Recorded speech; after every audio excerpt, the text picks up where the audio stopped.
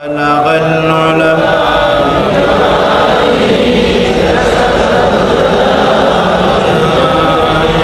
حسنت جميع خصاله صلوا عليه। আজ থেকে ১৫০০ বছর আগে তিনি মানুষের সামনে এটি পেশ করলেন যে এই পৃথিবীর শেষ কথা নয়, আর একটা জায়গা আছে যেই জায়গায় এই পৃথিবীর সব কাজের হিসাব দিতে হবে, সেই জায়গাটায় আমাদের সকলকে উঠতে হবে। নবী করিম সাল্লাল্লাহু আলাইহি সাল্লাম মানুষকে পরকালের জ্ঞান দিয়েছিলেন, মানুষকে আখিরাতের জবাবদিহিতার কথা বলেছিলেন। জবাবদিহিতা শুধু গভর্নমেন্টের কাছে না, শুধু ঊর্ধ্বতন কর্মকর্তার কাছে না, ট্রান্সপারেন্সি, স্বচ্ছতা, জবাবদিহিতা শুধু ঊর্ধ্বতন কর্মচারী বা কর্মকর্তার কাছে নয়, সব থেকে বড় জবাবদিহিতা হবে কার কাছে? জোরে বলেন, কার কাছে? সে আল্লাহ পাকের কাছে জবাবদিহি করতে হবে প্রত্যেকটি কাজের, প্রত্যেকটি কথার।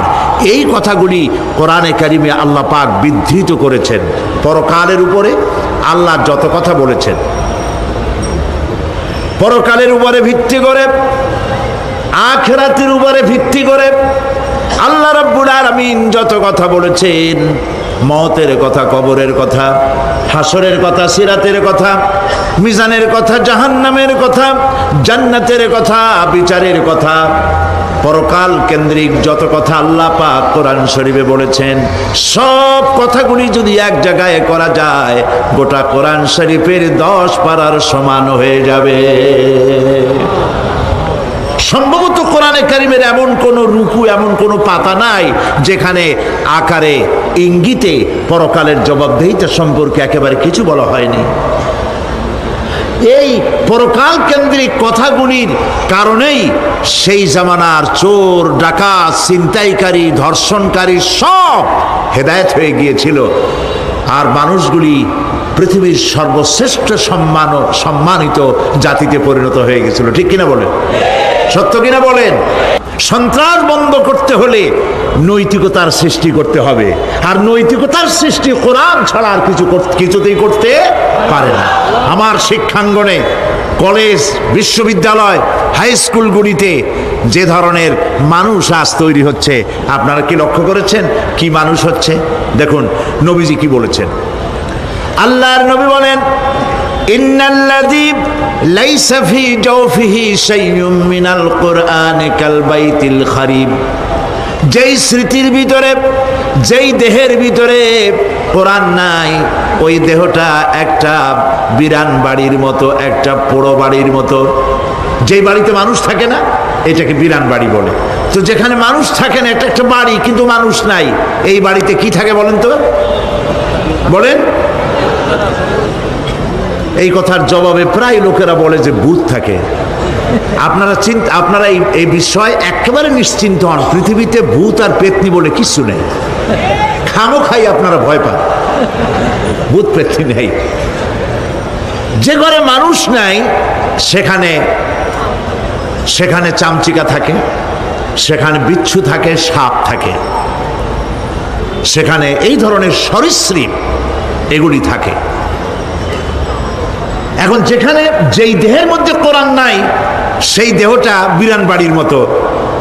আমাদের শিক্ষাঙ্গনগুলিতে এক সময় এর মনোগ্রামগুলিতে লেখা ছিল, ইকরা বিস্মি রাব্বিকাল্লাযী খালাক, লেখা ছিল রব্বি জিদনি ইলমা, লেখা ছিল না? ছিল। 1972 সনে যারা ক্ষমতায় এলেন, তারা এসে আল্লাহর কোরআনের আয়াত দুটি তুলে ফেলে দিলেন। এটি কি মিথ্যে না সত্য? দেখুন কোরআনে কারিম এমনিতেই ওখানে পড়ানো হয় না, পরীক্ষায় পাশ করার জন্য 2-4টা আয়াত, 2-4টা হাদিস, আর তো কিছু নাই। একথা সত্য কিনা? মনোগ্রাম ছিল, কোরআনের আয়াত লেখা ছিল, এই কোরআনের আয়াত তুলে দেওয়া হলো। এখন কোরআন নাই। কোরআন নাই কি আছে? যেই দেহের ভিতরে কোরআন নাই, যে স্মৃতিতে কোরআন নাই, সেটা বিরান বাড়ির মতো। বিরান বাড়িতে বিচ্ছু থাকে, সাপ থাকে, কুইচা থাকে, সেখানে হিংস্র প্রাণী থাকে। যেখানে যে শিক্ষাঙ্গনগুলিতে কোরআন নাই, সেই শিক্ষাঙ্গনিতে ওই সব জিনিস থাকে যা বিরান বাড়িতে থাকে। কথা বুঝতে পেরেছেন? ফলে আমাদের শিক্ষাঙ্গনগুলি থেকে চাঁদাবাজ, মাস্তান, গুন্ডা, ধর্ষণকারী ইত্যাদি সাপ্লাই হচ্ছে, তবে সব না।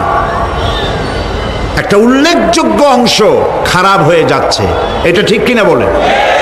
এই খারাপ যদি ভালো বানাতে চাই, নীতি নৈতিকতা ছাড়া, কোরআনের শিক্ষা ছাড়া, পরকালের জবাবদেহি তার চিন্তা ছাড়া আমরা আমাদের শিক্ষাঙ্গনকে বিডিআর দিয়া, পুলিশ দিয়া, আর্মি অপারেশন করে এই নীতি নৈতিকতার সৃষ্টি করা যাবে না। মানুষ ওজনে কম দেয়, খাদ্যে ভেজাল দেয়, জমিনের আইল ঠেলে, বউকে পর্দায় রাখে না, মিথ্যা কথা বলে, ওয়াদা খেলাপ করে, প্রতারণা করে, এই সব জিনিস আপনি বন্ধ করতে পারবেন না। ক্লিন হার্ট তো ভালো, এর থেকেও বড় কোনো অপারেশন যদি থাকে, সে অপারেশন করেও মানব গোষ্ঠীকে ভালো বানানো যাবে না। একটি জিনিসই মানুষকে ভালো করতে পারে, সেটা হলো আল্লাহর কাছে কিয়ামতের দিন জবাবদেহিতা। এই জবাবদেহিতার উপরে ভিত্তি করেই আমি আপনাদের সামনে কথা বলতে চাই, যদি আল্লাহ পাক আমাদেরকে তৌফিক দান করেন, আমরা বলি আমিন। কাফেরেরা তিনটি জিনিসের প্রথম জিনিসের সাথে তারা দ্বিমত খুব একটা করতে পারে নাই। তারাও জানতো যে আল্লাহ এক আছেন। তাদের যে দেবতাগুলি ছিল এ সম্পর্কে তাদের ধারণা ছিল যে দেবতাগুলিও ওই আল্লাহর তৈরি করা, তবে আল্লাহর কাজের এরা হলো অংশীদার। যেরকম গভর্নমেন্টের একজন প্রধানমন্ত্রী থাকে আর একজন প্রেসিডেন্ট থাকে, আর বিভিন্ন বিভাগে মন্ত্রীরা থাকে, আল্লাহর ওইভাবে রাষ্ট্র, আল্লাহ বা ভগবান বা গড, তারও এই বিশ্ব এগুলিকে পরিচালনা করার জন্য বিভিন্ন মন্ত্রণালয় আছে, আর ওই সব মন্ত্রণালয়গুলিতে আমাদের দেবতাগুলিকে এইভাবে শরীক করে রাখা তিনি রেখেছেন, এটা হলো তাদের ধারণা। দুই নম্বরে, নবী করিম সাল্লাল্লাহু আলাইহি ওয়াসাল্লামের রিসালাত সম্পর্কে তাদের এই ব্যাপারে তারা একমত হতে পারে নাই, কিন্তু নবী করিম সাল্লাল্লাহু আলাইহি ওয়াসাল্লাম মিথ্যা কথা বলেছেন নাউজুবিল্লাহ, এটা তারা ধারণা করতে পারতো না। কারণ 40টি বছর পর্যন্ত একটি মিথ্যে কথা তিনি বলেন নাই, সুবহানাল্লাহ বলেন। নবুয়তের আগ পর্যন্ত কোনো মিথ্যে কথা তার কাছ থেকে লোকেরা শোনে নাই, সুবহানাল্লাহ। সারা জীবনেও তিনি কোনো মিথ্যে কথা বলেন নাই। তৃতীয় যে বিষয়টি, এই বিষয় ছিল তাদের মারাত্মক প্রশ্ন, সেটাই আপনাদের সামনে আমি বলবো ইনশাআল্লাহ। পড়েন আমার সাথে। আউযু বিল্লাহি মিনাশ শাইতানির রাজীম। বিসমিল্লাহির রাহমানির রাহিম। শয়তানের ওয়াসওয়াসা থেকে পানাহ চাই। পরম করুণাময় আল্লাহ রাব্বুল আলামিনের নামে শুরু করছি। আম্মা ইয়াতাসাআলুন আনিন নাবাইল আযীমিল্লাযী হুম ফীহি মুখতালিফুন কাল্লা সায়া'লামুনা সুম্মা কাল্লা সায়া'লামুন। সূরা নাবা। নবী করিম সাল্লাল্লাহু আলাইহি ওয়াসাল্লাম বলেছেন, কেউ যদি দুনিয়ায় বেঁচে থেকে জীবিত চোখ দিয়ে পরকাল দেখতে চায়, পরকাল তো আমরা দেখতেছি না, কি বলেন? আমরা দেখতেছি? আমাদের কোন আত্মীয় স্বজন, মরা আত্মীয় স্বজন বেঁচে এসে ওই জগৎ সম্পর্কে আমাদেরকে কিছু বলতে পারতেছে? কেউ পারে না। কাজেই সেই পরকালটা কেমন হবে, নবী করিম সাল্লাল্লাহু আলাইহি ওয়াসাল্লাম বলেছেন, কেউ যদি দেখতে চায়, তাহলে দুনিয়ায় বেঁচে থাকা অবস্থায় কেউ যদি পরকাল দেখতে চায়, তাহলে সে যেন সূরা নাবা, সূরা নাজিআত, সূরা তাকবীর, সূরা আল ইনফিতার সে যেন পড়ে, তাহলে কিয়ামত তার চোখের সামনে ভেসে উঠবে। সুবহানাল্লাহ। আল্লাহ পাক বলছেন, আম্মা ইয়াতাসাআলুন, তারা কি সব ব্যাপারে জিজ্ঞাসাবাদ করছে? আনিন নাবাইল আযীম, সেই মহা ব্যাপারটি, সেই মহা খবরের ব্যাপারেই কি তারা এসব প্রশ্ন করছে? আল্লাযী হুম ফীহি মুখতালিফুন, যে ব্যাপারে তারা নিজেরাই মতদ্বৈততায় ভুগছে এবং নিজেরাই ঠাট্টা বিদ্রুপ ইত্যাদি করে বেড়াচ্ছে। কাল্লা সায়া'লামুন, কখনো নয়, অবশ্যই তারা জানতে পারবে। সুম্মা কাল্লা সায়ালামুন, পুনরায় বলছি অবশ্যই তারা এই বিষয়টি জানতে পারবে। এ হলো আয়াত যদ্দূর পড়েছিলাম তার শাব্দিক তর্জমা। এরা আম্মা ইয়াতাসাআলুন আনিন নাবাইল আযীম, নাবাইল আযীম বলতে কিয়ামত এবং পরকালকে বোঝায়। ইয়াতাসাআলুন বলতে জিজ্ঞাসাবাদ, পরস্পর পরস্পরকে তারা জিজ্ঞাসা করত, কি ভাই আমরা নাকি মরে যাব, তারপর নাকি জিন্দা হব, এটা কেমন কথা? আল্লাযী হুম ফীহি মুখতালিফুন, যে বিষয় নিয়ে তারা পরকালের বিষয়টি নিয়ে পরস্পর পরস্পরে ঠাট্টা করত, বিদ্রূপ করত। পরকাল সম্পর্কে অবিশ্বাসী যারা ছিল তাদের প্রশ্নগুলো কিরকম ছিল কোরআনে কারীম তা বিধৃত করছে। প্রিয় ভাই সব, কোরআন কোনো গোপন কিতাব নয়। আল্লাহ পাক কোনো জিনিস গোপন রাখেন নাই, সব জিনিসকে মানুষের সামনে স্পষ্ট করে দিয়েছে। সুবহানাল্লাহ বলেন।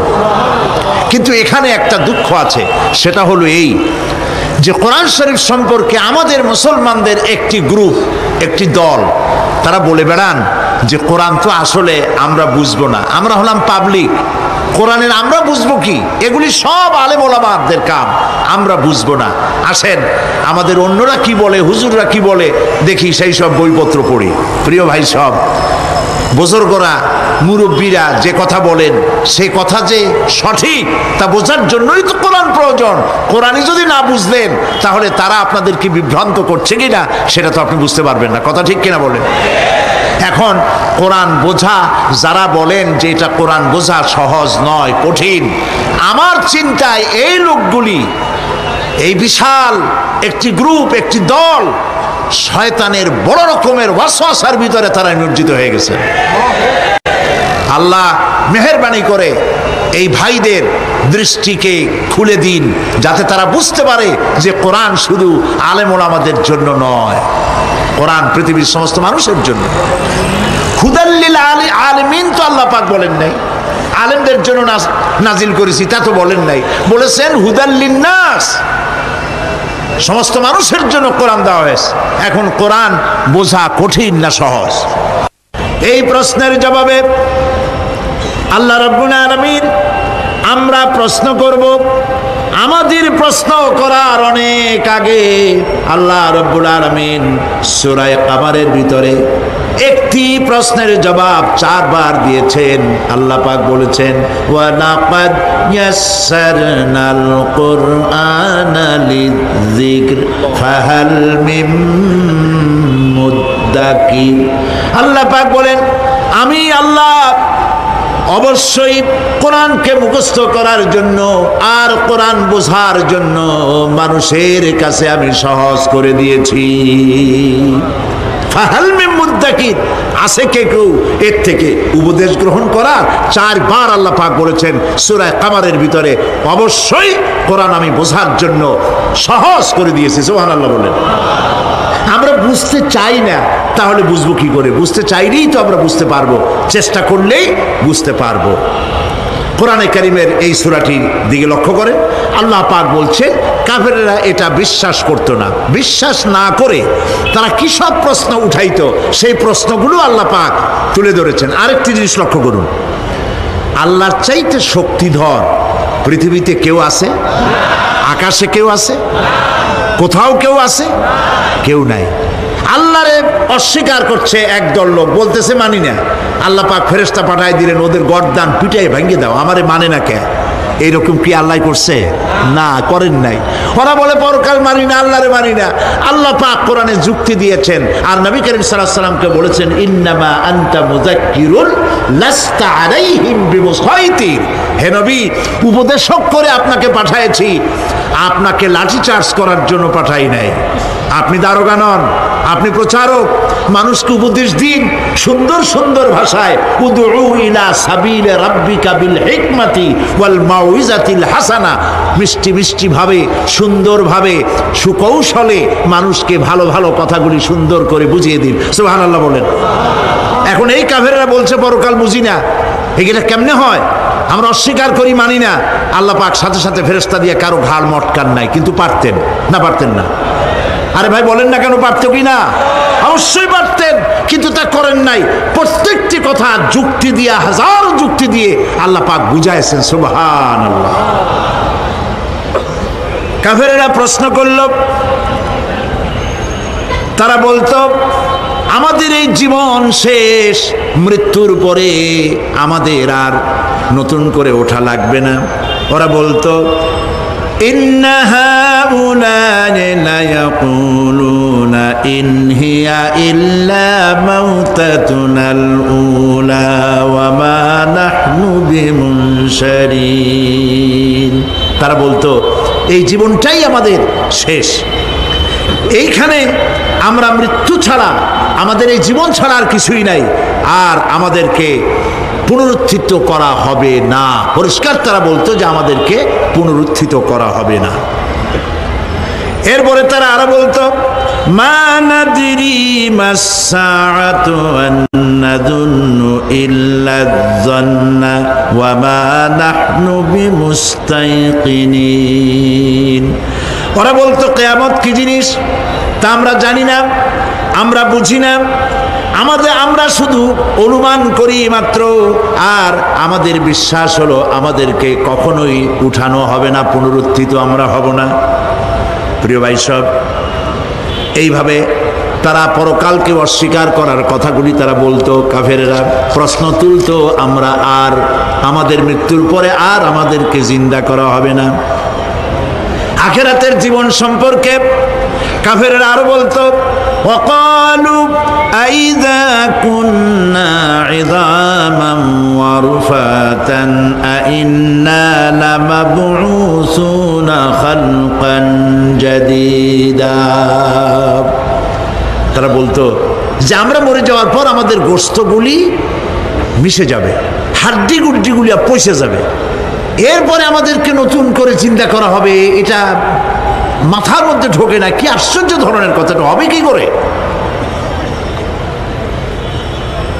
কাফের বেঈমানেরা আরো নানা ধরনের প্রশ্ন তারা করত। তারা বলতো আইদা মিতনা ওয়া কুন্না তুরাবান যালিকা রাজউন বাঈদ।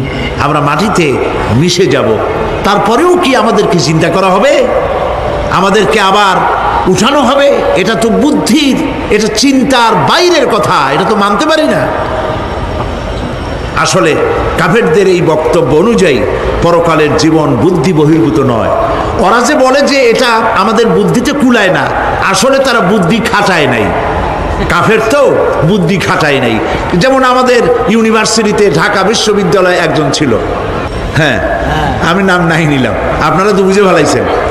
সে কয় যে পরকাল বিশ্বাস করি না, বিয়ে টিয়া মানি না, মরা এটা হইতে পারে, কিন্তু মরার পরে আরেকটা জীবন হবে, ওইখানে হিসাব হবে, বিচার হবে, এই সমস্ত মানি না। এর থেকে আমারে তোমরা, আমি মরার পর হ্যাঁ মানে গোসল করাইও না, কাফন পড়াইও না, জানাজা মানাজা এইগুলি আমি বিশ্বাস করি না। নাউযুবিল্লাহ। কত বড় কপাল পোড়া, কত বড় কপাল পোড়া! ও মরার পর তার এই চিন্তা সম্পর্কে যখন আমি জানতে পেরেছি, আমার ধারণা হয়েছে ওই লোকটার উপরে আমার খুব দুঃখ হয় না। যেরকম কত কাফের আসছে, কত নাস্তিক আসছে, বিদায় হয়ে গেছে, এগুলো কোনো ব্যাপার না দুনিয়ার ইতিহাসে।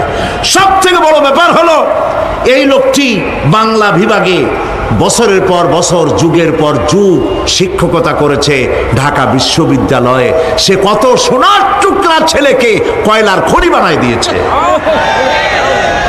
এই জন্য বিশ্ববিদ্যালয়ে যারা চাকরি করে সরকারের দেখা উচিত কাদেরকে চাকরি, সেখানে শিক্ষকতা করার জন্য কাদেরকে নিয়োগ করা হচ্ছে, তারা নামাজি কিনা, তারা পরিষ্কার কিনা, তারা জেনাকার কিনা, তারা মদ খায় কিনা, তারা শয়তানি করে কিনা, দেখে শুনে ভালো মানুষ দেওয়া উচিত।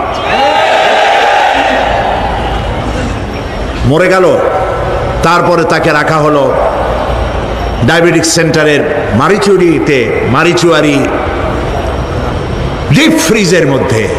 তিনি বলে গেলেন আমি মরার পর আমাকে মেডিকেল কলেজে পাঠায় দিও, তারা আমারে কাটা ছেঁড়া করিয়া তারপরে অপারেশন শিখবে। তো তার নসিহত অনুযায়ী তাই করা হলো, ওসিয়ত অনুযায়ী। যখন মেডিকেল কলেজের ছেলেরা টের পেল যে ওই নাস্তিকরা আনতেছে মেডিকেল কলেজে অপারেশন করে আমাদের শেখাবার জন্য। তারা বললো আল্লাহর রাস্তায় মাপ চাই। এই শয়তানের এদিকে আনবেন না, কারণ সারা জীবন সে আল্লাহরে মানে না, অস্বীকার করেছে। পরে কাটা ছিঁড়া করে আমরা যদি কিছু শিখি তো তাই দিয়া যে রুগী ভালো হবে অপারেশন করলে সেটাও মরবে। সুতরাং মাপ চাই, ফিরাও। ফিরাইয়া এখন ওইটার কি অবস্থা হয়েছে আমি জানি না, লেটেস্ট নিউজ জানি না কোথায় আছে। যদি এখন কবর তো কপালে হইল না, এখন যদি রাস্তাও ভালায় দেয় আমাদের দেশে কুত্তাও খাবে না, কারণ কুত্তাগুলি আমাদের দেশে এত অভদ্র না যে এত পচা বাসি লাশ খাবে, ওদেরও একটা রুচি টুচি আছে। প্রিয় ভাই সব, এদের চিন্তা, এদের বুদ্ধি হলো, এদের বুদ্ধি সীমিত বুদ্ধি। আর আল্লাহ কোরআনে বুদ্ধির কথা বলেন নাই, আল্লাহ বলেছেন জ্ঞানের কথা। আর ওরা হলো বুদ্ধিজীবী। ওরা কি জীবী কন? বুদ্ধিজীবী। আচ্ছা আপনারা একটা প্রশ্নের জবাব দেন তো, দুনিয়ার সব থেকে বড় বুদ্ধিজীবী কেনা? মাশাআল্লাহ, আপনাদের ওয়াজ না শুনাইলেও হবে, আপনারা তো জানি ফেলাইছেন সব। সব থেকে বড় বুদ্ধিজীবীর নাম হলো শয়তান, আর সব থেকে বড় জ্ঞানীর নাম হযরত আদম আলাইহিস সালাম। মানুষের মধ্যে সর্বপ্রথম তাকে জ্ঞান দান করেছিলেন। সুবহানাল্লাহ। আল্লাহ পাক কোরআনের মধ্যে কোথাও বলেন নাই যে আমি বুদ্ধি দিছি। আল্লাহ পাক বলেছেন ওয়া আল্লামা আদামাল আসমাআ কুল্লাহা, আমি আদমকে সমস্ত জিনিসের জ্ঞান দিয়েছি, নামগুলা শিখাইছি। সুবহানাল্লাহ। ওয়ালাকাদ আতাইনা লুকমানাল হিকমা, আমি লোকমানকে জ্ঞান দান করেছি। ওয়ালাকাদ আতাইনা দাউদা ওয়া সুলাইমানা ইলমা, আমি দাউদ আর সুলাইমানকে কি দিছি? বুদ্ধি দিছি। কি দিছি? জ্ঞান দান করেছি। ইব্রাহিম আলাইহিস সালাম বলেছেন, হে আমার আব্বা, হে আমার পিতা, আমার কাছে এমন জ্ঞান এসছে যে জ্ঞান আপনার কাছে নাই। ফাত্তাবিউনি আহদিকা সিরাতান সাবিয়্যা, আপনি আমার অনুসরণ করেন, আমি আপনাকে সোজা রাস্তায় উঠায় দেব। সুবহানাল্লাহ। আমার কাছে এমন ইলম আসছে। কোরআনে কারীমে আল্লাহ রাব্বুল আলামিন বুদ্ধি শেখো, আল্লাহর কাছে বুদ্ধি কামনা করো, এটা তিনি এক জায়গাও বলেন নাই। বলেছেন আমার কাছে দোয়া চাও, রব্বি জিদনি ইলমা। পড়েন সবাই, রব্বি জিদনি ইলমা। আবার বলেন, রব্বি জিদনি ইলমা। আয় আল্লাহ, তুমি আমার জ্ঞান বৃদ্ধি করে দাও। শয়তান ছিল বুদ্ধিজীবী, আদম আলাইহিস সালাম ছিলেন জ্ঞানী। শয়তান সুদ্দা। আল্লাহ পাক যখন সকলকে বললেন উসজুদু লিআদামা, সবাই মিলে আদমরে সেজদা দাও, ফাসাজাদু, সবাই মিলে সেজদা করলো, ইল্লা মিস্টার ইবলিস সেজদা করলো না। আবা ওয়াস্তাকবারা ওয়া কানা মিনাল কাফিরিন, কপাল পুড়লো, জম্মের পোড়া। এখন ও যে বুদ্ধিজীবী, দুনিয়ার বড় বুদ্ধিজীবী, দেখেন অবস্থা। আল্লাহ পাক জিজ্ঞেস করলেন, ইবলিস রে, আমার হুকুমটা তুই মানলি না কেন? কোন জিনিস তোরে বাধা দিল আমার হুকুম অমান্য করতে? মানলি না কেন? ও তখন, ও তো বুদ্ধিজীবী, বুদ্ধির আশ্রয় নিয়েছে। সে বলছে, আল্লাহ পাক, এটা মানি নাই একটা বৈজ্ঞানিক কারণেই, একটি দার্শনিক কারণেই মানতে পারি নাই। কারণ হচ্ছে খালাকতানি মিন নার ওয়া খালাকতাহু মিন তিন, তারে বানাইছো মাটি দিয়া, আমারে বানাইছো আগুন দিয়া, আনা খায়রুম মিনহু, আমি ওর থেকে অনেক ভালো। নাউযুবিল্লাহ। কত বড় কপাল পোড়া। আগুনের গতি হলো ঊর্ধ্বমুখী, মাটির গতি নিম্নমুখী। ঊর্ধ্বগতি সম্পন্ন একটা জিনিসকে নিম্নমুখী জিনিসের সামনে মাথা নত করতে বলা তোমার একটা অবৈজ্ঞানিক অদার্শনিক হুকুম হয়ে গেছে। নাউযুবিল্লাহি মিন যালিক। আল্লাহ পাক বললেন, ইন্নাকা রাজিম, মরদুদ, বিতাড়িত, সব আমল বরবাদ করে দিলাম। দেখেন, অপরাধ শয়তান করেছে, অপরাধ আদম আলাইহিস সালাম করেছে। একজন অপরাধ করে শয়তান হয়ে গেল, আর একজন অপরাধ করে আল্লাহর পয়গম্বর হয়ে গেলেন। সুবহানাল্লাহ বলবেন না? কেন? কারণ হলো শয়তান বুদ্ধিজীবী, বুদ্ধির আশ্রয় নিল। আদম আলাইহিস সালাম তিনি বুদ্ধির আশ্রয় নেন নাই, তিনি আকলের, তার জ্ঞানের কাছে তিনি আশ্রয় নিয়েছেন। অর্থাৎ তিনি চিন্তা করতেছিলেন যে আল্লাহ পাক আমাকে নিষেধ করলেন একটা গাছের কাছে যেতে, আমিও গেলাম, বউও গেল, যা নিষেধ করলেন সেটা করলাম। এখন যদি আল্লাহ আমারে প্রশ্ন করেন যে আমার হুকুম অমান্য করলা কেন, কি জবাব দেব? আদম আলাইহিস সালাম জবাব খুঁজে পাচ্ছিলেন না। কিন্তু আমি ওই আয়াত তেলাওয়াত করার পর সর্বপ্রথম সেই ছাত্র জীবনে আমি চিন্তা করলাম জবাব তো একটা দিতে উনি পারতেন। ছাত্র মানুষের মধ্যে তো নানান চিন্তা আসে, তো আমার চিন্তা আসলো উনি একটা জবাব তো দিতে পারতেন, আমাদের আবাল বাসার একটা জবাব তো দিতে পারতেন, এই যে আল্লাহ পাক সবই ঠিক আছে, অপরাধ আমি করেছি, ভুল আমি করেছি, কিন্তু আমার এটা জানতে ইচ্ছে হয় জান্নাতের সমস্ত নাজ নেয়ামত আমার জন্য তুমি জায়েজ করে দিলা, যে গাছটার কাছে যাওয়া যাবে না, ফল খাওয়া যাবে না, এরকম একটা গাছ জান্নাতের মধ্যে বানাইয়া আমারই বিপদে ভালাইলা কেন? এরকম একটা জবাব তিনি দিতে পারতেন, কিন্তু তিনি দেন নাই, কারণ তিনি বুঝতে পেরেছেন মহাশক্তিধর আকাশ আর জমিনের মালিক আল্লাহ রাব্বুল আলামিনের সামনে আর্গুমেন্ট চলে না, তার সামনে আর্গুমেন্ট চলে না, সারেন্ডার চলে, আত্মসমর্পণ করা চলে। হযরত আদম আলাইহিস সালাম কোন আর্গুমেন্টের কাছে গেলেন না, কেঁদে কেঁদে অস্থির হয়ে যাচ্ছেন। আল্লাহ রাব্বুল আলামিন যখন প্রশ্ন করবেন, আদম রে আমার হুকুম ভাঙলি কেন, অমান্য করলি কেন, কি জবাব দেব? আর ঠিক সেই মুহূর্তেই রব্বুল আলামিন প্রশ্ন করলেন, আদম রে আমার হুকুম অমান্য করলে কেন? হযরত আদম আলাইহিস সালাম কোনো বুদ্ধির আশ্রয় না নিয়া তার জ্ঞান তাকে বলে দিল, আল্লাহ তাকে কালেমা শিখাই দিলেন। উদ্বুদ্ধ হয়ে তিনি আল্লাহ রাব্বুল আলামিনের সামনে মাথা নত করে দিয়ে বললেন, রব্বানা যালামনা আনফুসানা ওয়া ইল্লাম তাগফির লানা ওয়া তারহামনা লানাকুনান্না মিনাল খাসিরিন। রব্বানা যালামনা, হে আল্লাহ আমি আমার নফসের পরে, যালামনা আনফুসানা আমি আমার নফসের পরে জুলম করেছি, অত্যাচার করেছি। ওয়া ইন লাম তাগফির লানা, তুমি যদি আমাকে ক্ষমা না করো। জ্ঞান কত দেখেন, শুধু ক্ষমা চান নাই, বলেছেন তুমি যদি আমাকে ক্ষমা না করো, ওয়া তারহামনা আর যদি দয়া না করো, লানাকুনান্না মিনাল খাসিরিন আমি ক্ষতিগ্রস্ত হয়ে যাব। কতটা জ্ঞানের অধিকারী তিনি! তিনি এটা বললেন না যে শুধু মাফ করে দাও, শুধু মাফ করলে হবে না, মাফও করা লাগবে, আর আগে যেমন দয়া করতে আসলেও করতে সেটাও করা লাগবে। সুবহানাল্লাহ, আল্লাহ পাক রাজি হয়ে গেলেন। রাজি হন নাই?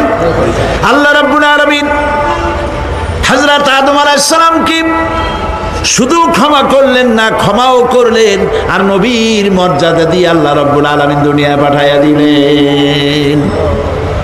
সুতরাং বুদ্ধি দিয়ে কাফেররা বুদ্ধির আশ্রয় গ্রহণ করে সর্বনাশ করেছে, যে পরকাল হইতে পারে না, মরে যাব আবার উঠবো, আবার এই শরীর কেমনে তৈরি হবে, এইটা তাদের বুদ্ধিতে কুলায় নাই। কিন্তু বুদ্ধি দিয়া চিন্তা করলে বোঝা যাইতো যে হ্যাঁ পরকাল একটা হইতে পারে। আর একটা কথা বলি, সেটা হলো এই, বহুত মানুষ আছে পরকাল বিশ্বাস করে না, আছে না? এমন আছে। এখন আমরা বিশ্বাস করি পরকাল, আমরা কারা কারা বিশ্বাস করি হাত উঁচু করে দেখান তো। আলহামদুলিল্লাহ বলি, বলেন আলহামদুলিল্লাহ। এখন যারা বিশ্বাস করে না তাদেরকে জানাতে চাই, আমরা যারা পরকালে বিশ্বাস করি, তাহলে পরকাল যদি না হয়, কিয়ামত যদি না হয়, বিচার আচার যদি কিছু না হয়, আমরাও বেঁচে গেলাম, আপনারাও বেঁচে গেলেন। কিন্তু সত্য সত্যই যদি পরকাল একটা হয়, বিচার যদি হয়, আমরা বেঁচে যাব, ফেসে যাবা তোমরা। প্রিয় ভাই সব, আল্লাহ রাব্বুল আলামিন সুন্দর করে বুঝাচ্ছেন, দেখো পরকাল কেন হবে, এটা বুদ্ধি দিয়ে চিন্তা করো, জ্ঞান দিয়ে চিন্তা করো। সারা বছর ব্যবসা করার পর হিসাব নিকাশের একটা দিন আসে, আসে না? বলেন আসে কিনা? হিসাব নিকাশের একটা দিন আসে সারা বছর ব্যবসা করার পর, সারা বছর লেখাপড়া করার পর, তারপরে কি বলে পরীক্ষা দেওয়ার একটা দিন আসে, আসে না? তো সারা জীবন আপনি এখানে কাজবাজ করবেন, এখানে আপনি ভালো করলেন মন্দ করলেন, এর কোনো জবাব হবে না, বিচার হবে না। এটা পাগলে চিন্তা করতে পারে, আর পাগলেরা চিন্তা করে বলেই তারা বলে, পাগলেরই এটা কথা, মাটির পুতুল যেমনে নাচায় তেমনি নাচি, পুতুলের কি দোষ। মরিয়া দেখেন, এই গান যারা বিশ্বাস করে, মরিয়া দেখেন অবস্থাটা কি হয়। ফেরেশতারা আসা ধোপায় যেমন কাপড় আশ্রায়, ওই রকম ঠ্যাং ধরিয়া কবরের মধ্যে আশ্রাবে, আর বলবে যেমনে আশ্রায় তেমনি আশ্রাই, ফেরেশতার কি দোষ। কাজে এই পৃথিবী শেষ কথা নয়, মৃত্যু অবধারিত, মরা লাগবে না। এবার দেখেন আল্লাহ কি বলেন, আল্লাযী খালাকাল মাউতা ওয়াল হায়াতা লিয়াবলুয়াকুম আইয়ুকুম আহসানু আমালা। আল্লাহ পাক বলছেন আমি মৃত্যু আর জীবন সৃষ্টি করেছি। কেন করেছি লক্ষ্য করুন, লিয়াবলুয়াকুম, যাতে করে আমি তোমাদেরকে পরীক্ষা করে নিতে পারি। কি ব্যাপারে? আইয়ুকুম আহসানু আমালা, আমলের দিক থেকে, নেক কাজের মধ্য থেকে, ভালো কাজ এবং খারাপ কাজের মধ্য থেকে, আইয়ুকুম আহসানু আমালা থেকে তোমাদের মধ্যে কে উত্তম, কে ভালো মানুষ, এইটার পরীক্ষা নেওয়ার জন্য আমি মৃত্যু আর জন্মের সৃষ্টি করেছি। প্রিয় ভাই সব খুব লক্ষ্য করুন, জন্ম আর মৃত্যু, জন্ম হলে মৃত্যু হবেই, না হবে না? এই যে একটা ডিউরেশন, একটি সময়, এই সময়টা হলো পরীক্ষার সময়। আমরা যারা পড়াশোনা করেছি, আপনারা পড়াশোনা করেছেন নিশ্চয়ই, কলেজে অথবা হাই স্কুল অথবা মাদ্রাসায় প্রতি বছর একটা করে পরীক্ষা আসে না পরীক্ষা? এই পরীক্ষার ডিউরেশন কত সময়? 3 ঘন্টা। কয় ঘন্টা বলে? 3 ঘন্টা। এই 3 ঘন্টা পরীক্ষা দিতে গিয়ে আপনারা কি কোনো ছাত্রকে দেখেছেন যে প্রশ্নপত্র সামনে নিয়ে গল্প করতেছে, প্রশ্নপত্র সামনে নিয়ে তাস খেলে, জুয়া খেলে, আর একদিকে তাকায় থাকে? প্রতিটি মুহূর্ত সে কাজে লাগাচ্ছে, প্রতি মুহূর্ত কাজে লাগাচ্ছে। 3 ঘন্টা পুরা হওয়ার 2 ঘন্টার মধ্যে পরীক্ষা তার শেষ হয়ে গেছে, কিন্তু সে চলে যাচ্ছে না, বাকি আরো 1 ঘন্টা আধা ঘন্টা রিভাইজ করতেছে। সে যা যা পরীক্ষা দিয়েছিল প্রশ্ন অনুযায়ী জবাবগুলি ঠিক হয়েছে কিনা সে মিলাই দেখে। কারণ কি? কারণ হলো এই পরীক্ষা যদি ফেল করি, বাপ মায়ের কষ্ট করা পয়সাগুলি বিফলে চলে যাবে, আমি চাকরি পাবো না, আমার জীবনটা 1 বছরের জন্য নষ্ট হয়ে যাবে। এই জন্য সে এত খাটাখাটনি করে পরীক্ষায় ভালো ফল করার জন্য সে পরীক্ষা দেয়, এবং পরীক্ষার রেজাল্ট এই পৃথিবীতেই হয়। ঠিক কিনা বলেন? খাতা দেখতে যতদিন লাগে তারপরে পরীক্ষা হয়। খুব লক্ষ্য করুন, আমাদেরও একটা পরীক্ষা চলতেছে এই পৃথিবীতে, সকলে। ওটা শিক্ষাঙ্গনের পরীক্ষা, এটা জীবনের পরীক্ষা। এই যে ওর পরীক্ষার ডিউরেশন, সময়কাল 3 ঘন্টা, আর আমাদের পরীক্ষার, সমস্ত মানুষের পরীক্ষার সময়কাল হলো জন্ম থেকে শুরু করে মৃত্যু পর্যন্ত। এর মধ্যে বালেগ হওয়া পর্যন্ত সময়টা কনসিডারেবল, ক্ষমার যোগ্য। 15 বছর 12 বছর বালেগ হইতে যে কয় বছর লাগছে, এইটা যা করছেন যা বলছেন সব মাপ। কিন্তু বালেগ হওয়ার পরের থেকে নিয়ে মৃত্যু পর্যন্ত যা যা করবেন সমস্ত কাজের হিসাব আল্লাহর কাছে দিতে হবে। একটা প্রশ্ন করি আপনাদের কাছে, রাগ করবেন না তো? বলবেন যে কথা বলতে তো আপনি আসছেন, আমাদের দিয়ে খাটান কেন, এরকম চিন্তা করবেন না তো? প্রশ্নটা হচ্ছে, বলেন তো দেখি, পৃথিবীর মধ্যে সব চাইতে মূল্যবান জিনিস, দামি জিনিস কোনটা? ইখতিলাফ হয়ে গিয়েছে, ইখতিলাফ হয়েছে। কেউ বলেছে যৌবন, কেউ বলেছে কোরআন, কেউ বলেছে ইসলাম। আর যারা বেশি বুদ্ধি রাখে তারা খামোশ, তারা কথা বলে নাই। কোনটা কইয়া কোন জ্বালা চুপ করে থাকাই ভালো। সব থেকে মূল্যবান জিনিসের নাম সময়। সব থেকে মূল্যবান জিনিসের নাম কি?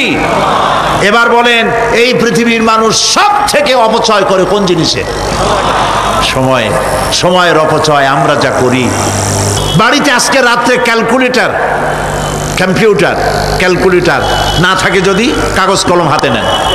জীবনের 15 বছর বাদ দেন, এখন আপনার বয়স এখন যা, এই বয়সে প্রতিদিন ওই যৌবন প্রাপ্তির পর থেকে নিয়ে এই পর্যন্ত প্রতিদিন টেলিভিশনের সামনে নাটক দেখার জন্য, সিনেমা দেখার জন্য, ন্যাশনাল জিওগ্রাফি দেখার জন্য, ডিসকভারি দেখার জন্য, স্পোর্টস দেখার জন্য প্রতিদিন কয় ঘন্টা টিভির সামনে আপনি বসেন। এরপরে আপনি এগুলিকে সপ্তাহে কয় ঘন্টা হয়, মাসে কয় ঘন্টা হয়, বছরে কয় ঘন্টা হয়। বয়স এখন আপনার 50 বছর, 15 বছর বাদ দেন, 35 বছর হিসাব করেন কয় বছর আপনি টেলিভিশনের সামনে বসা ছিলেন। আমার কথা কি মাথায় ঢুকছে? কয় বছর টেলিভিশন আর সিনেমা হলে বসা ছিলেন? চায়ের দোকানে গল্প করতে গিয়ে, আড্ডা মারতে গিয়ে কতটা সময় নষ্ট করেছেন? রবীন্দ্রনাথ যতীন্দ্রনাথ, যোগীনাথ, তারপরে শরৎচন্দ্র, এই সমস্ত এই নাম মনে আসলো। কবি, সাহিত্যিক, ঔপন্যাসিক, নাট্যকার, তাদের বইপত্র, গল্পের বই, ভূতের গল্প, এই সমস্ত গল্পের বই পড়িয়া জীবনে কতটা সময় নষ্ট করেছেন। সবগুলি এক জায়গায় করেন, সবগুলি এক জায়গায় করেন, এরপরে আপনার চোখ ছানা বড় হয়ে যাবে। দেখতে পাবেন আপনার জীবনের উল্লেখযোগ্য 35 বছরের কম করে হলেও 20 বা 25 বছর অপচয় হয়ে গেছে, নষ্ট হয়ে গেছে। ইন্না লিল্লাহি ওয়া ইন্না ইলাইহি রাজিউন। জীবনের সব থেকে মূল্যবান সময়গুলি নষ্ট করে ফেলেছি আমরা।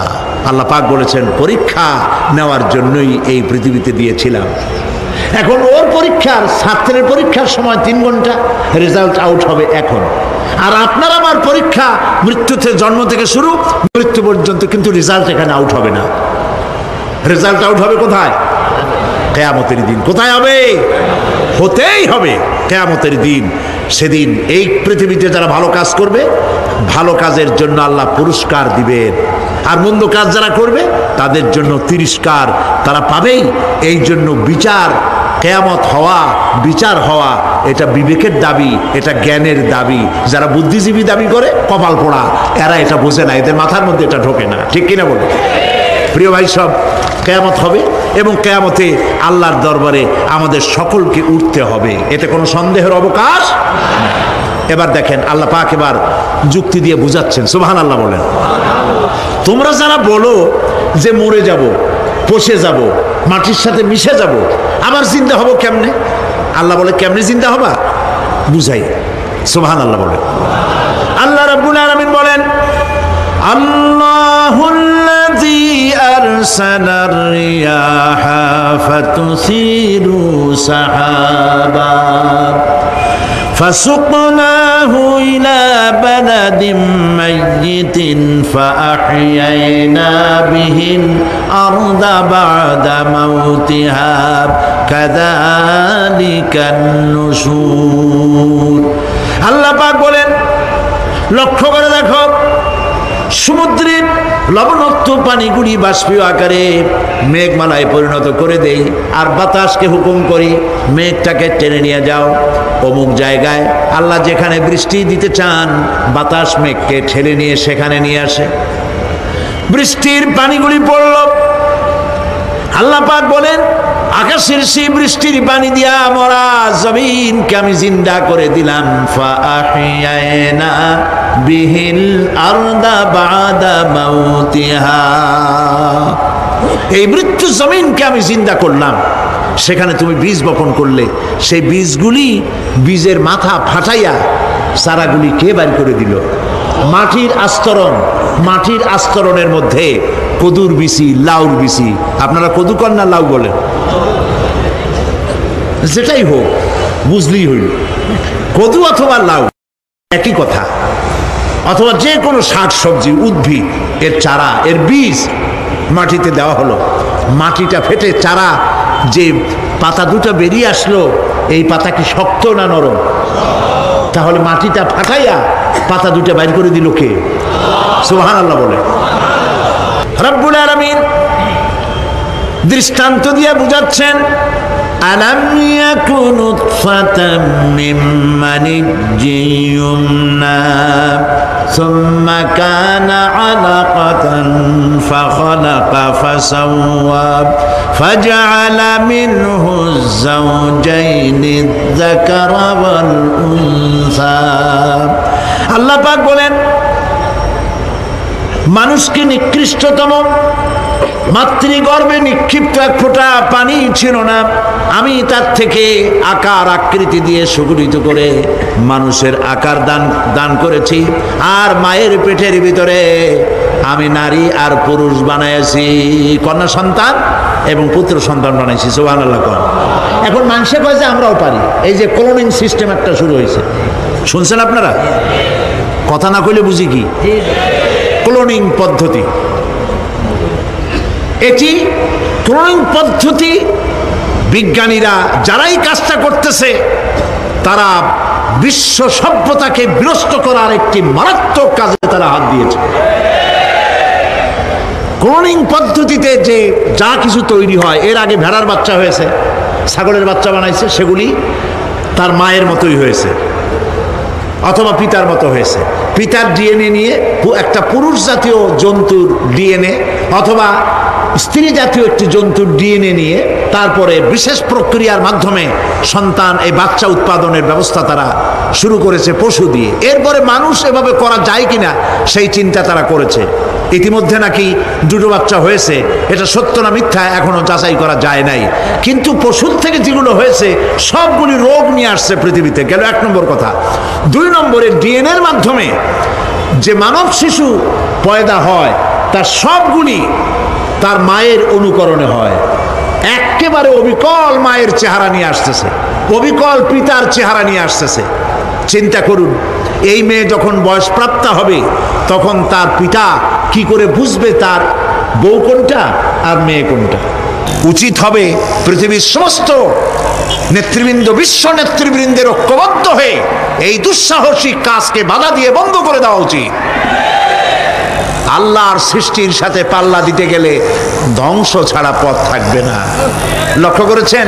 আপনি সাক্ষী দিলে আজ এক সাক্ষী দেবেন, কালকে বলবেন যে ওই সাক্ষী আমি দেইনি।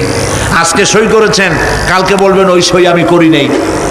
কিন্তু আল্লাহ রাব্বুল আলামিন আপনার ফিঙ্গারপ্রিন্ট, আপনার আঙ্গুলের ছাপ এমন করে দিয়েছেন, এই আঙ্গুল দিয়ে যদি কাগজের উপর একটা টিপ মারেন, টিপ সই করেন, আপনার বাবা কবর থেকে উঠে এসেও বলতে পারবে না যেটা আপনার না।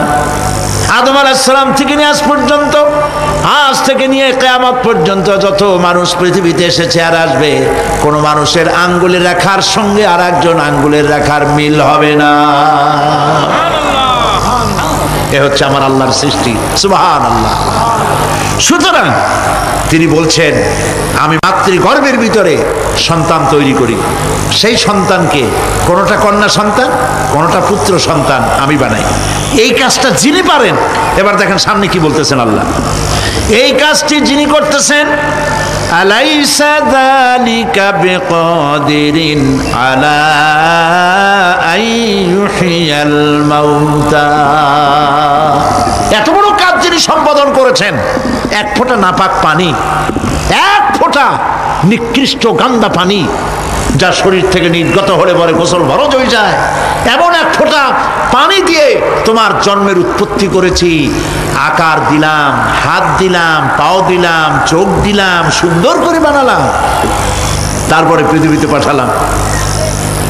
এরপরে তুমি কি করে মনে করতে পারো যে সেই আল্লাহ তোমার মৃত্যুর পরে আবার জিন্দা করতে পারবে না? আলাইসা যালিক, আল্লাহ পাক কি তোমাকে মৃত্যুর পরে, আলাইসা যালিকা বিকাদিরিন, আল্লাহ পাকের পক্ষে এটা কি সম্ভব নয় যে তোমার মৃত্যুর পরে আল্লাহ আবার চিন্তা করবেন? বলেন অবশ্যই পারবেন, বলেন অবশ্যই পারবেন। প্রিয় ভাই সব, আল্লাহ পাক এরপরে বলছেন, ইয়া আইয়ুহান নাসু ইন কুনতুম ফি রাইবিম মিনাল বা'সি ফাইন্না খালাকনাকুম মিন তুরাব। হে মানব সকল, যদি সন্দেহ হয় যে আমি তোমাদের পরকাল সম্পর্কে, যদি পুনরুত্থান সম্পর্কে যদি তোমাদের সন্দেহ হয়, জানা থাকা উচিত আমি তোমাদেরকে মাটি দিয়ে সৃষ্টি করেছি, মাটির উপকরণ দিয়ে সৃষ্টি করেছি। এই মাটির সাথে মিশে যাবা, আবার উঠানো হবে।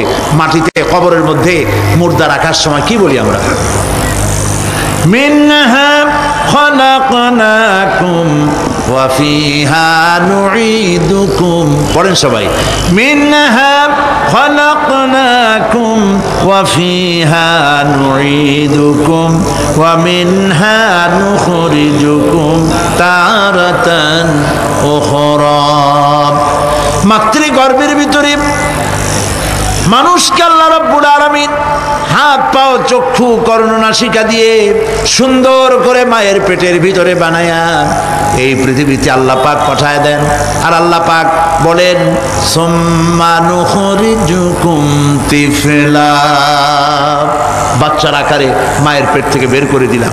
যে আল্লাহ রাব্বুল আলামিন এইভাবে করে তোমাদেরকে সৃষ্টি করেন। যালিকা বিআন্নাল্লাহা হুয়াল হক।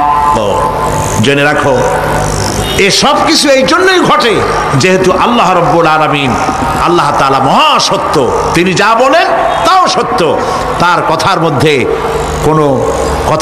কোনো রকমের বৈপরীত্য নাই। ব্যারোমিটার যন্ত্র আছে, যে যন্ত্রের মাধ্যমে আবহাওয়া মাপা হয়, বৃষ্টি হবে কি হবে না, ঝড় হবে কি হবে না, জলোচ্ছ্বাস হবে কি হবে না, এগুলি ব্যারোমিটার যন্ত্র দিয়া, আবহাওয়া মাপা যন্ত্র দিয়ে তারা মাপে। কিন্তু আপনারা কি কখনো শুনেছেন যে রেডিও টেলিভিশনে বলা হয়েছে সন্দ্বীপ, কুতুবদিয়া, হাতিয়া, সেন্ট মার্টিন এবং বাঁশখালী, আর কি কোন দু একটার নাম, কক্সবাজার, পতেঙ্গা ইত্যাদির উপর দিয়ে 280 মাইল স্পিডে ঝোড়ো হাওয়া প্রবাহিত হবে, আগামীকাল 30 ফিট উঁচু হয়ে জলোচ্ছ্বাস হবে, এরকম কথা বলে কেউ? কি বলে? হইতে পারে বজ্রসহ বৃষ্টিপাত হতে পারে। এবার কোরআন শরীফ দেখুন তো, কোরআন শরীফে কোথাও আছে পরকাল হইলেও হইতে পারে, কবর আযাব এটাও হয়তো হইতে পারে, জান্নাত আর জাহান্নাম থাকতেও পারে, এরকম কথা আছে? সব কথা ডাইরেক্ট, কোন কথার ভিতরে কোন রকমের বৈপরীত্য নাই। আল্লাহ রাব্বুল আলামিন বলেছেন ইযাস সামাউ ফাতারাত, আকাশসমূহ যখন বিদীর্ণ হয়ে যাবে, ওয়া ইযাল কাওয়াকিবু তাসারাত, আর যখন তারকাসমূহ বিক্ষিপ্ত হয়ে পড়বে, ওয়া ইযাল কুবুরু বুসিরাত, আর যখন কবরের ভিতরে যা কিছু আছে সব উদ্গীরণ করে দেওয়া হবে। সমস্ত কথাগুলি ডাইরেক্ট, যালিকা বিআন্নাল্লাহা হুয়াল হক, যেহেতু আল্লাহ মহাসত্য, ওয়া মান আসতাকু মিনাল্লাহি কিলা, আর আল্লাহর চাইতে সত্যবাদী আর কে আছে? বলেন আছে কেউ? সে আল্লাহ রাব্বুল আলামিন বলেন, এত কিছু কাজ, এত সুন্দর ব্যবস্থাপনা করে যিনি করেন, ওয়া আন্নাহু ইউহিল মাউতা ওয়া আন্নাহু আলা কুল্লি শাইইন কাদির, সে আল্লাহ রাব্বুল আলামিন তোমাদেরকে তোমাদের মৃত্যুর পরে আবার জিন্দা করবেন, এতে সন্দেহ করার কোনো কারণ নাই। وأن الساعة آتية لا ريب فيها وأن الله يبعث من في القبور, আল্লাহ পাক বলছেন অবশ্যই কিয়ামত আসবে, তাকে কেউ বিন্দুমাত্র এতে কোনো সন্দেহ নাই। আর وأن الله يبعث من في القبور, আর আল্লাহ পাক অবশ্যই কবরে যা কিছু আছে সব বের করে নিয়ে আসবেন। কান্নাহুম জারাদুল মুনতাশির, যেমন আপনারা দেখছেন কিনা এই যে যখন বন্যা বলে, পানি টানি যখন ওঠে, বন্যা নাকি বলে, তুফান, বন্যা ইত্যাদি যখন হওয়ার সম্ভাবনা হয়, তখন মাটি থেকে, গ্রাম্য পরিবেশে দেখা যায় মাটি থেকে পোকামাকড়গুলি এভাবে উঠতে থাকে, দেখছেন না? আপনারা দেখছেন কিনা? পাখাওয়ালা পিঁপড়াগুলি এইভাবে সব উঠতে থাকে, কান্নাহুম জারাদুম মুনতাশির, এইভাবে করে পোকামাকড় পতঙ্গগুলি যেভাবে মাটি থেকে উদ্গত হতে থাকে, সমস্ত খবরগুলি থেকে মানুষগুলি এভাবে উদ্গত হয়ে যাবে। তবে হ্যাঁ, আপনারা একটা প্রশ্ন করতে পারেন যে কবর দিয়ে সব উঠবে, কিন্তু যে মানুষের বাগে খাইছে তার কি হবে? যে মানুষ আগুনে পড়ে গেছে তার কি হবে? যে নদীর মধ্যে ডুবে গেছে তার কি হবে? যে কুমিরের পেটে চলে গেছে তার কি হবে? এরকম একটা প্রশ্ন আপনারা করতে পারেন। কবর কাকে বলে সেটা আমাদের জানতে হবে। কবর শুধু মাটির গর্তটাকেই কবর বলা হয় না, এটি আলমে বারজাখ, এটি পর্দা, এটা জবনিকা। মৃত্যুর পরের জীবনটাই হলো আলমে আখিরাত পর্যন্ত যাইতে যে জীবনটা লাগে, যে একটি সময় আছে, এই সময়টার নামটাই হলো কবর। সেটা গর্তের মধ্যে হইতে পারে, মাটির মধ্যে, সেটা বাঘের পেটে হতে পারে, সেটা কুমিরের পেটে হতে পারে, সেটা পানিতে পচে যেতে পারে, এটা কোনো বিষয় না। আল্লাহ পাক উঠাতে চাইবেন এবং সমস্ত কিছুকে কিয়ামতের দিন আল্লাহ রাব্বুল আলামিন তার দরবারে হাজির করবে। তাহলে আমরা বুঝতে পারলাম যে কিয়ামত যে হবে এই ব্যাপারে কোনো সন্দেহের অবকাশ নেই। এখন ওই কিয়ামতের দিন আল্লাহ রাব্বুল আলামিন আমাদের বিচার নেবেন, হিসাব করবেন। দুনিয়ায় যে পরীক্ষা দিয়েছিলাম, এই পরীক্ষায় যদি কেউ একবার ফেল করে, আর একবার পরীক্ষা দিয়ে পাশ করার সুযোগ আছে, আরো একবার যদি ফেল করে আবার পরীক্ষা দিয়ে পাশ করার সুযোগ আছে। 10 বার পরীক্ষা দিবেন, 10 বার ফেল করবেন, 100 বার পরীক্ষা দিবেন, 100 বার ফেল করবেন, তারপরেও আবার পরীক্ষা দেওয়ার সুযোগ আছে।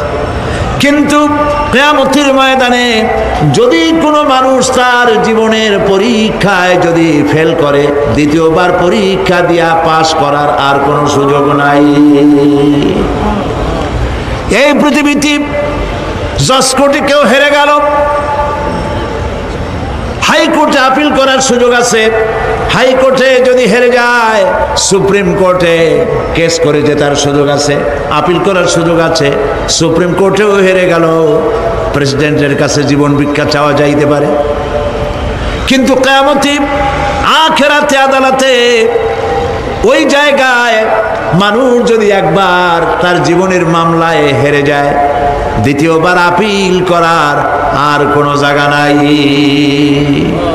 কঠিন জায়গা, সেই জায়গা হবে এবং সেখানে সবাইকে উঠতেই হবে। সুতরাং এই যে প্রশ্ন করা হয় যে এই কিয়ামত কবে হবে, এটা বিশ্বাস করি না, হ্যান ত্যান ইত্যাদি, মরলে আবার জিন্দা করবে কে, এইসব প্রশ্নের কোনো দাম নাই। আল্লাহ পাক এই ব্যাপারে আরেকটি কথা বলছেন, ইয়াসআলুনাকা কাআন্নাকা হাফিয়্যুন আনহা কুল ইন্নামা ইলমুহা ইনদাল্লাহ ওয়ালাকিন্না আকসারান নাসি লা ইয়ালামুন। হে নবী, এরা আপনার কাছে এই প্রশ্নটা করে এইভাবে যে কিয়ামত কবে আসবে, মনে হয় যেন আপনি এটা জানেন। এই ইলম কিয়ামত কবে হবে মনে হয় যেন আপনি এটা জানেন, সেই জন্য তারা এই প্রশ্নটা করছে। আসলে কুল ইন্নামা ইলমুহা ইনদাল্লাহ, কিয়ামত কবে হবে এটা কে জানেন? ওয়ালাকিন্না আকসারান নাস লা ইয়ালামুন, অবশ্যই অধিকাংশ মানুষেরা এটা জানে না কিয়ামত কবে হবে, এটা একমাত্র আল্লাহ পাক জানেন।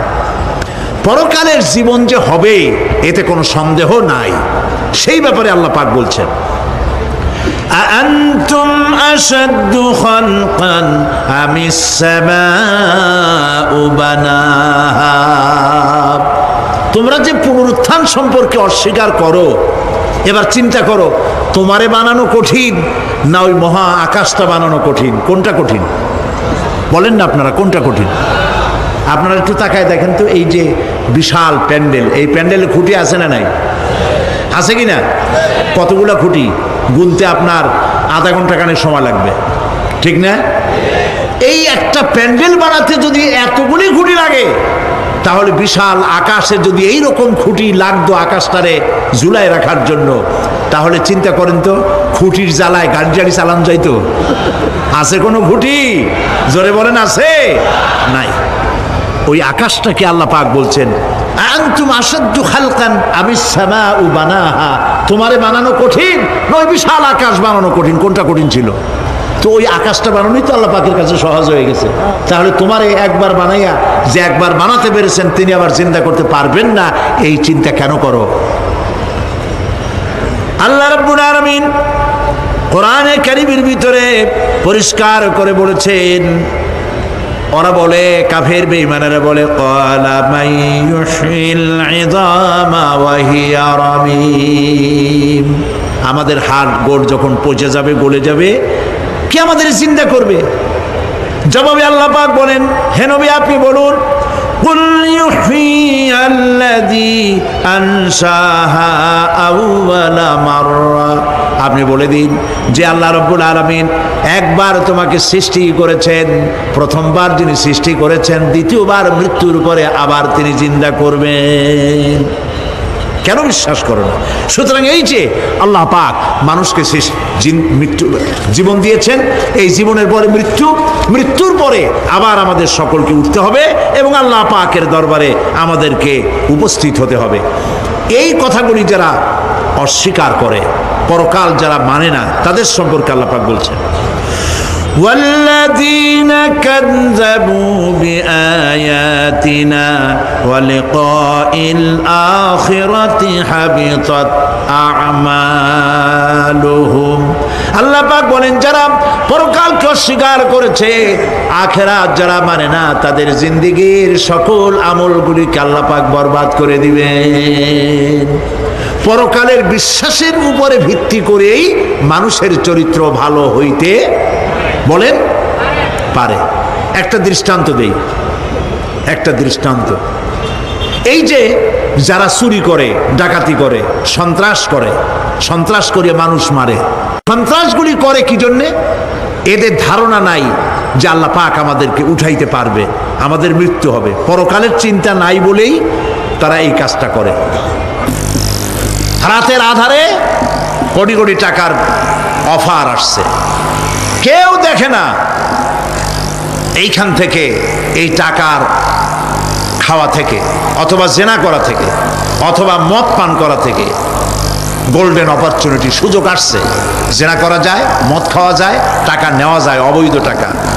এই অপরাধ থেকে বাঁচাতে পারে একমাত্র পরকালের জবাবদিহিতা, আখিরাতের ভয়। আল্লাহর কাছে আমাকে জবাবদিহি করতে হবে, এই ভয় ছাড়া আর কোনো কিছুই মানুষের এই বিপদ থেকে মানুষের চরিত্র ভালো বানাইতে পারে না।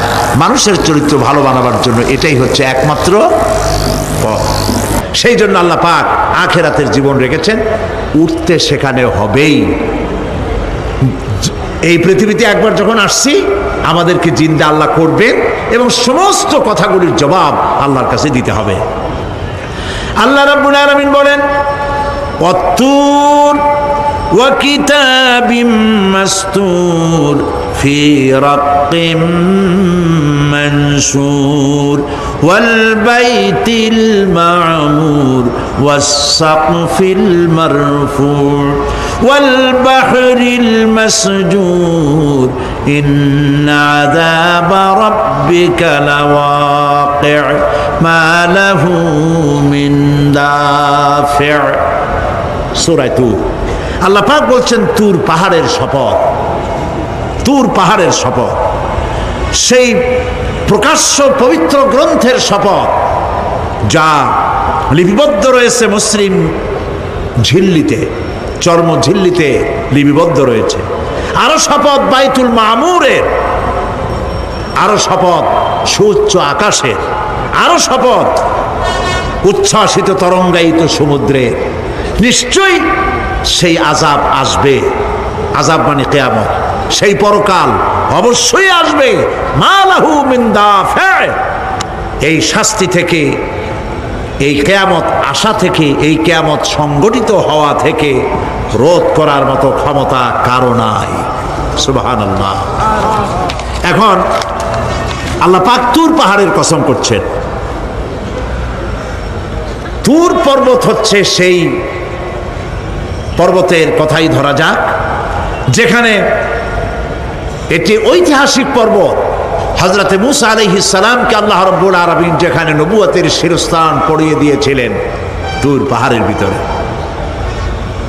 অতুর সিনিন, তুর পাহাড়ের কসম আল্লাহ পাক বলছেন। এবং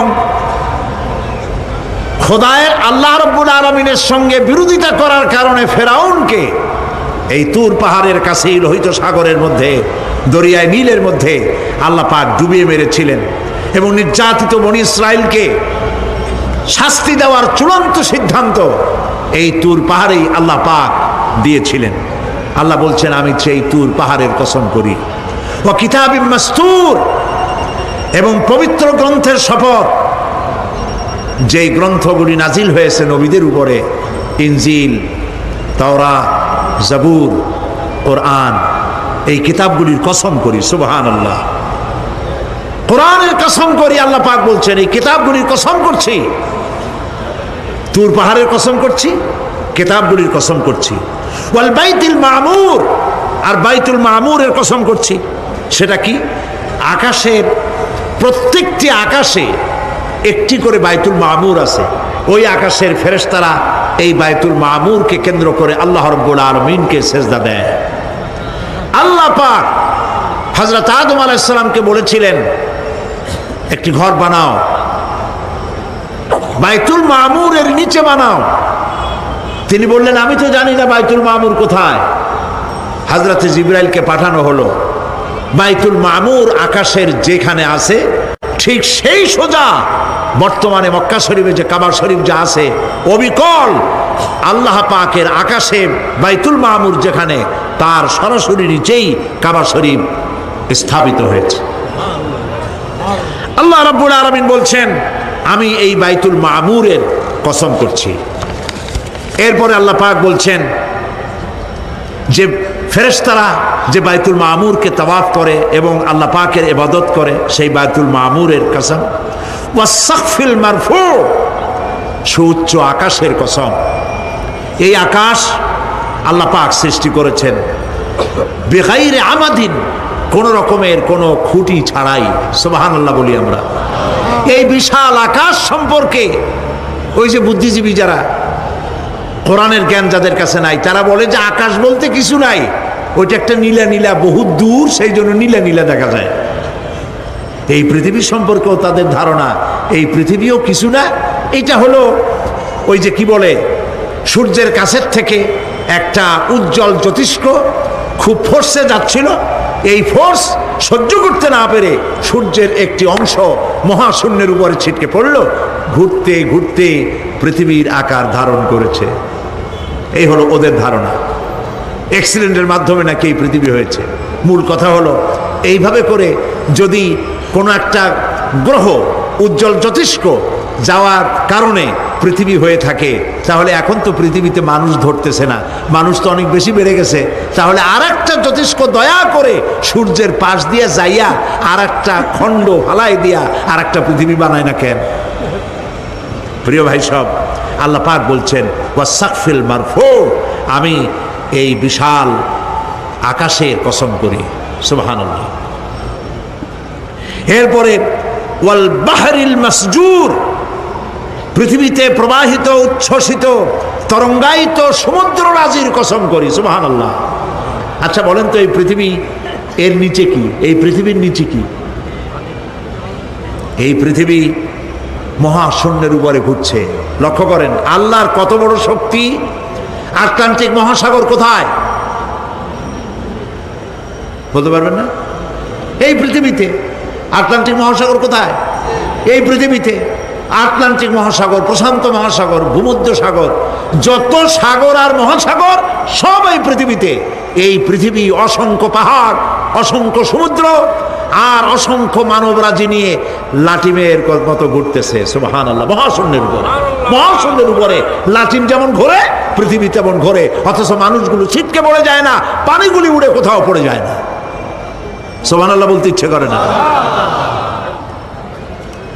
আল্লাহ রাব্বুল আলামিন সূরা ইয়াসিনের মধ্যে বলেছেন লাশ-শামসু ইয়ানবাগি লাহা আন তুদরিকাল কমারা ওয়ালাল লাইলু সাবিকুন নাহার ওয়া কুল্লুন ফি ফালাকিন ইয়াসবাহুন।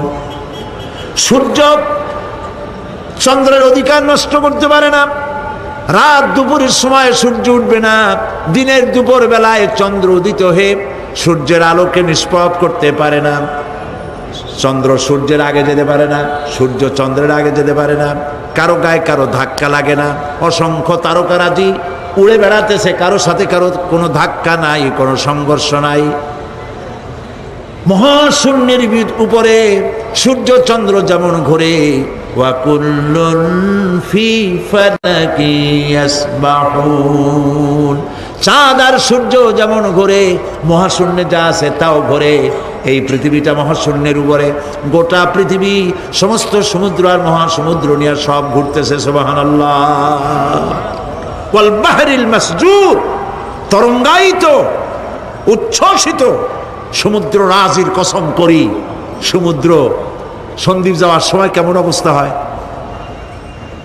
যদি তুফানে পড়েন? দাল্লা মান তাদউনা ইল্লা ইয়াহু, সকলের কথা মানুষ ভুলে যায়। মৌজুন কাল জিবাল, পাহাড়ের মতো যখন ঢেউগুলো আসতে থাকে সবাই সব ভুলে যায়, তখন মনে পড়ে শুধু আল্লাহ। কি মনে পড়ে?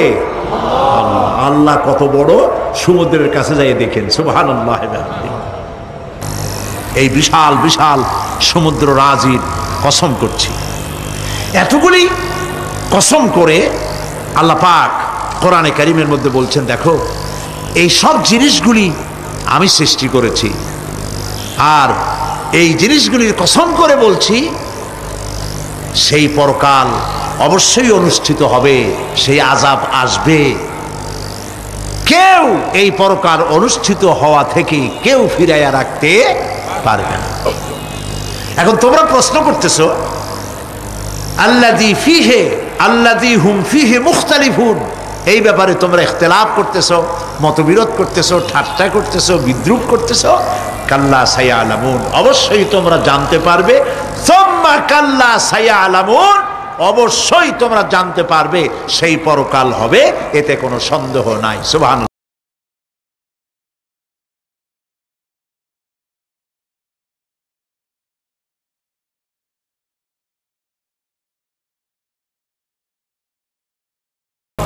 ربنا لا تزغ قلوبنا بعد إذ هديتنا وهب لنا من لدنك رحمة إنك أنت الوهاب।